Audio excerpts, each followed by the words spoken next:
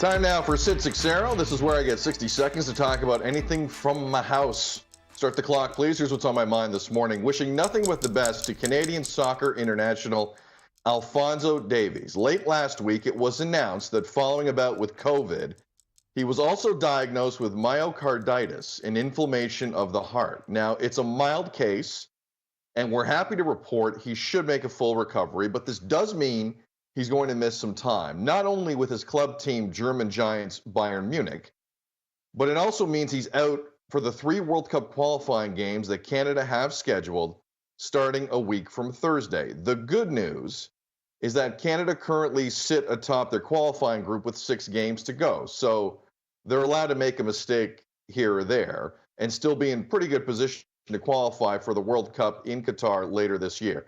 But what we're going to learn about our men's national team is that this is not just a one-man band. Alphonso Davies is pretty good, but so is this team. They'll be fine. Donnovan Bennett of Sportsnet joining us. Donovan, again, normally I would be very nervous about this kind of news, given the history of Canada soccer on the men's side of this country, underlined men's side. But I'm oddly calm about this after having seen what I've seen from the group and John Herdman so far. What's your take? So I'm oddly excited, and obviously thoughts and prayers go to Fonzie. You said it well. You should make a full recovery. The risk, if you are unvaccinated, is higher than if you are vaccinated. So for all of those conspiracy theorists, he's taking care of himself and others. But I'm excited because you mentioned it.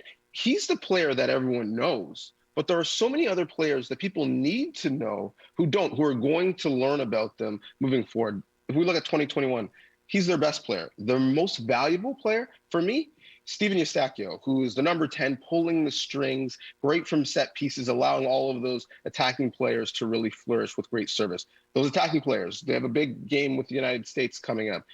We look at the attacking players in the final third in that game, I'd argue to say 5, maybe 6 of the top 8 for each of those sides, they're wearing red and white. They're Canadian. Kyle Larin, the most prolific goal scorer for our country, is going to be really, really needed. Jonathan David, maybe they find a strike partnership beside each other, the most prolific goal scorer for our country domestically. And if we took someone who didn't understand soccer and just watched this team train, they might say, is that Tajon Buchanan guy the most talented player on this field?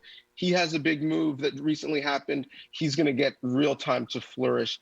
And maybe the best story on this team is Richie Loren, someone who was not far from being maybe out of the sport, now playing one of the best leagues in the UK, playing a huge piece on our national team, and he's going to be able to flourish on that left-hand side without Fonzie. I'm so excited for all of these players to get some shine. I'm just really sad it's going to happen in, 12 days in a stadium that currently has 20 centimeters of snow on. Yeah, really no clarity yet on what Tim Hortons field is going to look like on Sunday, January 30th for Canada against the USA. 20 seconds, Donovan. Does Canada, even without Davies, do they clinch a World Cup spot over the next 2.5 weeks? Yes, and they have been good when he has not been available. They have been good when they've substituted him out of games. I expect them to be good in this qualifying window, no question.